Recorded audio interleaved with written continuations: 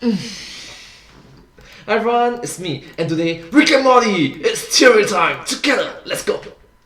So who is coming over again? Is that his nemesis? Rick has a nemesis? I guess. Who is he? Like a magic guy? Rick's science and he's magic? Just help me smooth this over or this guy's gonna become more trouble than he's worth. Richard. Let's get this over with. Hello, Internet. Welcome to Film Theory. Hello Internet! Welcome to Film Theory! Hello! That's awesome.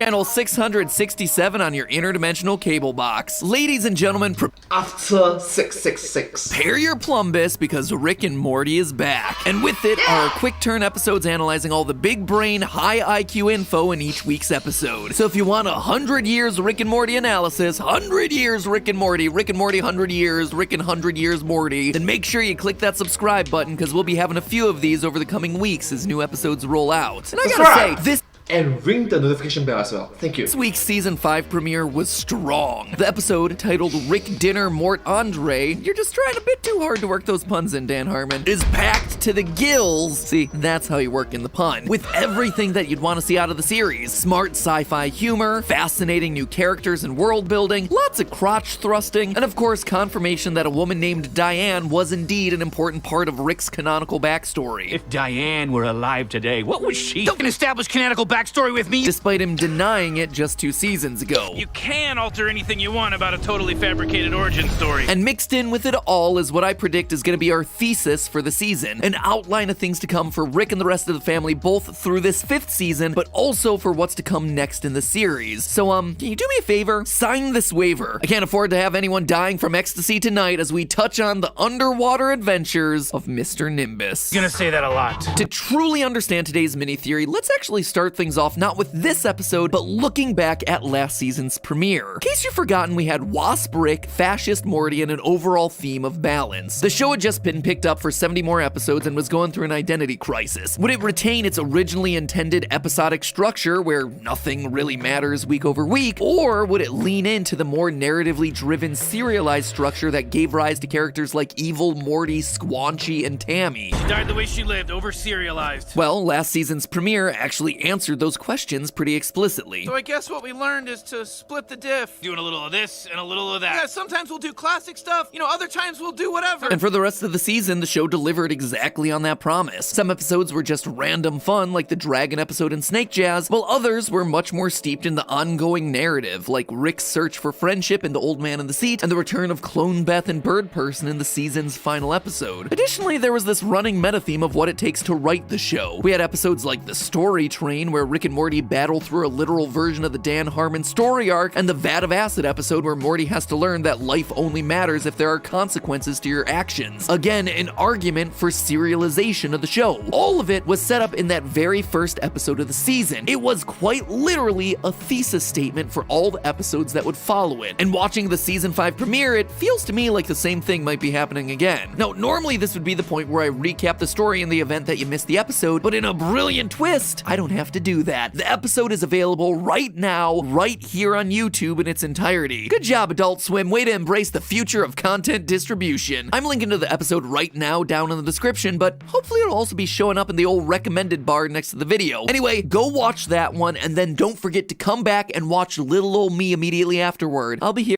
And come back to watch my reaction on theirs after watching theirs from theirs. Get it? Get it? Get it? Get it? Get it? Continue. Here, I'll be waiting for you.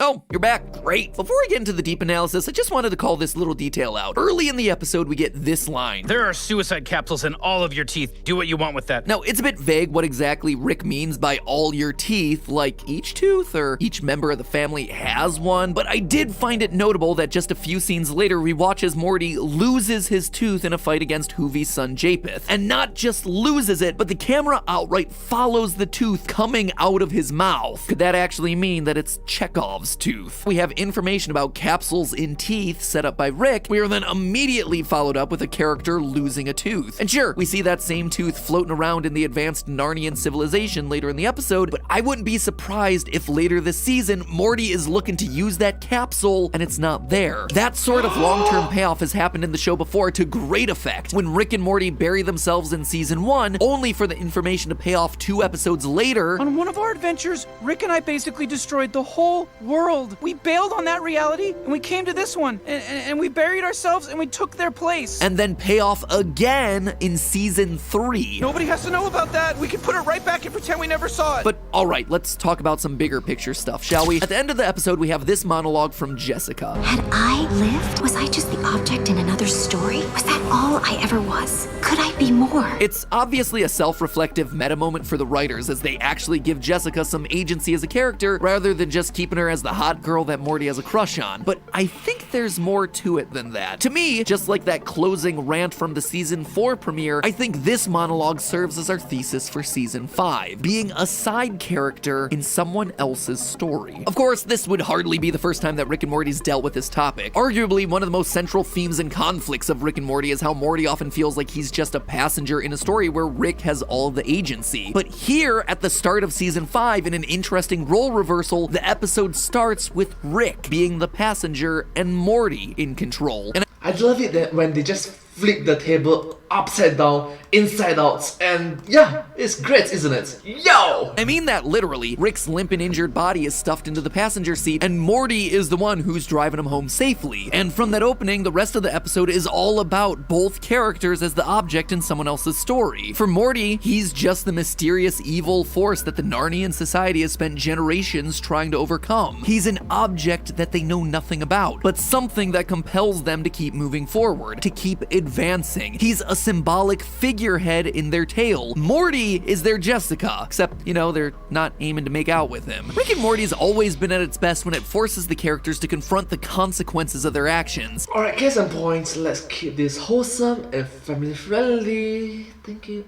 Sorry. But this episode takes it one step further. The story that plays out in Narnia is a consequence of Morty's actions, but here we see it not through Morty's eyes, but from the perspective of the people it's happening to. It's a surprising and frankly great reversal on the formula to make Morty a side character in what would, in a normal episode, actually be his storyline. Oh, I get it. Dragon Ball Z! Instead of Goku becoming a main character, it's Krillin!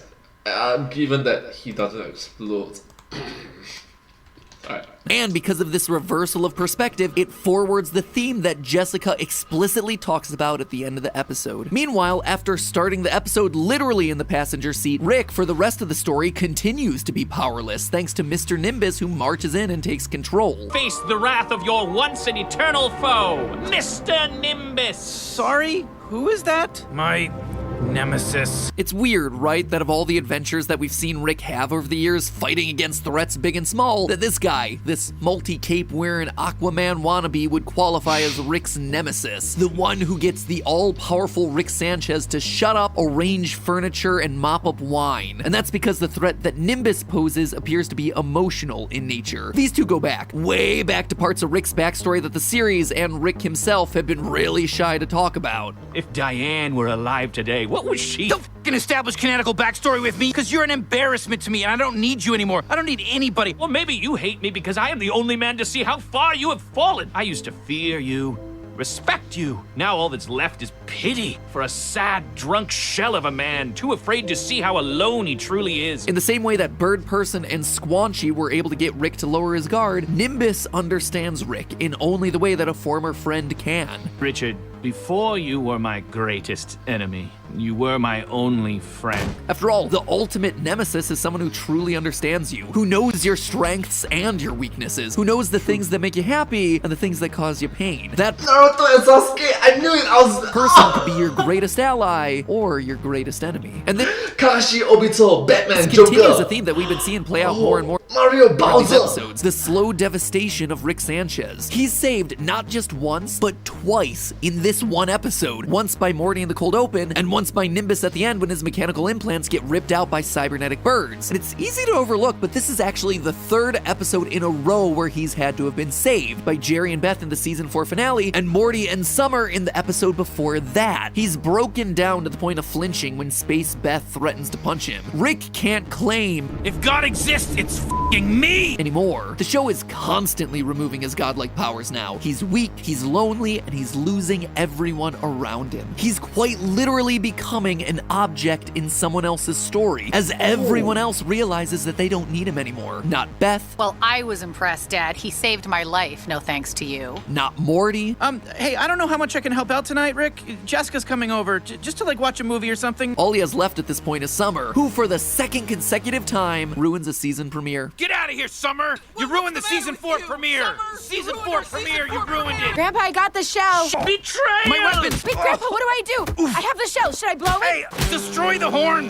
What the hell, You were Summer? supposed to destroy the horn! And that is where I think the season's headed. Rick sidelined, constantly beaten down by friends, by family, by the world. A devastated, broken, and lonely man who once acted like a god, but now serves as a background character in the show that bears his name. An object brought along for the ride. Or not. Because if we know Rick, we know that he's too prideful to accept that. He doesn't want to be helped. He doesn't want to admit weakness. As Morty becomes stronger and more confident, Rick is trending the other way, and I expect this to push their relationship to the breaking point. This is the season where Rick and Morty break up, or at least is the one that sets the table for it, where Morty stands up and no longer wants to be a passive character in Rick's adventures, or alternatively, where Rick, refusing to accept his weakness, rejects everyone else so he can be alone and prove that he doesn't need anyone else. It's also interesting because all of this forwards the ongoing theory that we talked about last year that Morty becomes Rick. We already see it happening. Morty saving the day, Morty going into other worlds and devastating them with high-tech weaponry alone, Morty striking out on his own adventures. He's doing everything that Rick used to do. He's Without Rick. becoming the main character of the show, dragging Grandpa along for the ride. So there you have it. The season arc, as I predict, laid out by Jessica's monologue. Last thing I'll say about this episode, congratulations to the writers for showing some self-restraint. Here's an entire storyline about Jerry and Beth looking for some Friday Night Funkin' with King of Atlantis, Mr. Nimbus. Totally optional, but a remarkable option to have, I assure you. Very jealous. And they don't make a crabs joke or chlamydia or syphilis? That is gold right there for the taking. Anyway, will I be right? Will I be wrong? Who knows? All I do know is that it's great to have something to look forward to every Sunday night. So make sure you click that subscribe button to join me for future dives into everything the show has to offer. Thank And you so much. always remember, it's just a theory. A film theory. And cut.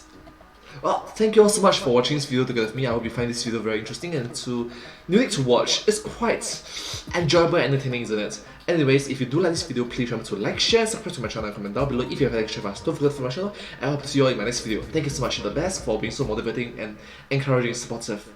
Yeah.